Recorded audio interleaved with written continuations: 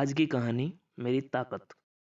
Japan के एक छोटे से कस्बे में रहने वाले 10 वर्षीय ओकायू को जूडो सीखने का बहुत शौक था। पर बचपन में हुई एक दुर्घटना में बाएं हाथ कट जाने के कारण उसके माता पिता उसे जूडो सीखने की आज्ञा नहीं देते थे। पर अब वो बड़ा हो रहा था और उसकी जिद भी बढ़ती जा रही थी। अंततः माता पिता को झुकना ही पड़ा और वो ओकायो को नजदीकी शहर के एक मशहूर मार्शल आर्ट गुरु के यहाँ दाखिला दिलाने ले गए। गुरु ने जब ओकायो को देखा तो उन्हें अचरज हुआ कि बिना बाएं हाथ का ये लड़का भला जूडो क्यों सीखना चाहता है। उन्होंने पूछा, तुम्हारा तो बाएं हाथ भी नहीं है, तो भला तुम और लड़कों का मुकाबला कैसे करोगे? ओकायो ने कहा, यह बताना तो आपका काम है। मैं तो बस इतना जानता हूँ कि मुझे सभी को हराना है और एक दिन खुद सेंसेई मास्टर बनना है। गुरु उसकी सीखने की दृढ़ इच्छा शक्ति से काफी प्रभावित हुए और बोले, ठीक है, मैं तुम्हें सिखाऊंगा, लेकिन एक शर्त है, तुम मेरे हर एक निर्देश का पालन करोगे और उसमें दृढ़ विश्वास रखोगे। ओकायू ने सहमति में गुरु के समक्ष अपना सिर झुका दिया। गुरु ने एक साथ लगभग 50 छात्रों को जूडो सिखाना शुरू किया। ओकायू भी अन्य लड़कों की तरह सीख रहा था। कुछ दिनों बाद उसने ध्यान दिया कि गुरुजी अन्य लड़कों को अलग अलग दांव पेंच सिखा रहे हैं, लेकिन वह अभी भी उसी एक किक का अभ्यास कर रहा है जो उसने शुरू में सीखी थी। उससे रहा नहीं गया। उसने गुरुजी से पूछा, गुरुजी, आप अन्य लड़कों को नई नई चीजें सिखा रहे हैं, पर मैं अभी भी बस वही एक किक मारने का अभ्यास कर रहा हूँ। क्या मुझे और चीजें नहीं सीखनी चाहिए? गुरुजी बोले, तुम्हें बस इसी एक किक का महारत हासिल करने की आवश्यकता है। और वो आगे बढ़ गए।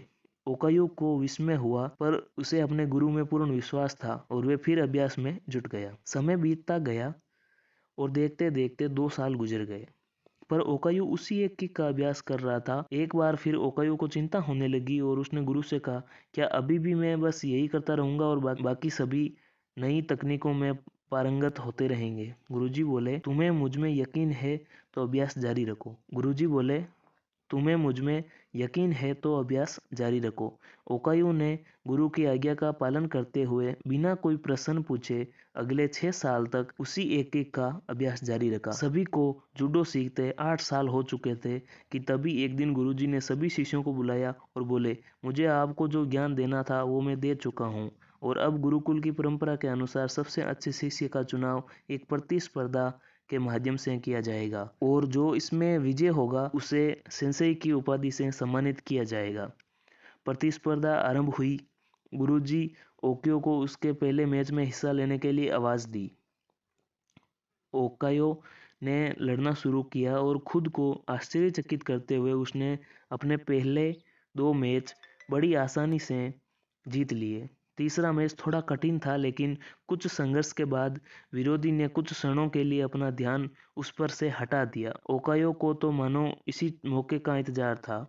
उसने अपनी अचूक किक विरोधी के ऊपर जमा दी और मैच अपने नाम कर लिया। अभी भी अपनी सफलता से आश्चर्य में पड़े ओकायो ने फाइनल में अपनी जगह बना ली। इस बार विरोधी कहीं अधिक ताकतवर, अनुभवी और विशाल था। देखकर ऐसा लगता था कि ओकायो उसके सामने 1 मिनट भी नहीं टिक पाएगा। मैच शुरू हुआ। विरोधी ओकायो पर भारी पड़ रहा था। रेफरी ने मैच रोककर विरोधी को विजेता घोषित करने का प्रस्ताव रखा, लेकिन तभी गुरुजी ने उसे रोकते हुए कहा, नहीं, मैच पूरा चलेगा। मैच फिर से शुरू हुआ। विरोधी अति आत्मविश्वास से भरा हुआ था और अब ओकायो को कम आंक रहा था और इसी दम में उसने एक भारी गलती कर दी। उसने अपना गार्ड छोड़ दिया। ओकायो ने इसका फायदा उठाते हुए 8 साल तक जिस किक की प्रैक्टिस की थी उसे पूरी ताकत और सटीकता के साथ विरोधी के ऊपर जड़ दी और उसे जमीन पर धराशायी कर दिया।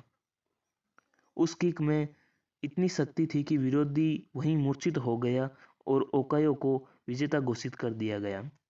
मैच जीतने के बाद ओकायो ने गुरु से पूछा, सेंसेई, भला मैंने ये प्रतियोगिता सिर्फ एक मूव सीख कर कैसे जीत ली?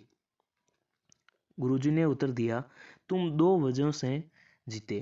पहला, तुमने जूडो की एक सबसे कठिन किक पर इतनी अच्छी मास्टरी कर ली कि शायद इस दुनिया में कोई और ये किक इतनी दक्षता से मार पाए। और दूसरा कि इस किक से बचने का एक ही उपाय है और वह है विरोधी के बाएं हाथ को पकड़कर उसे जमीन पर गिराना।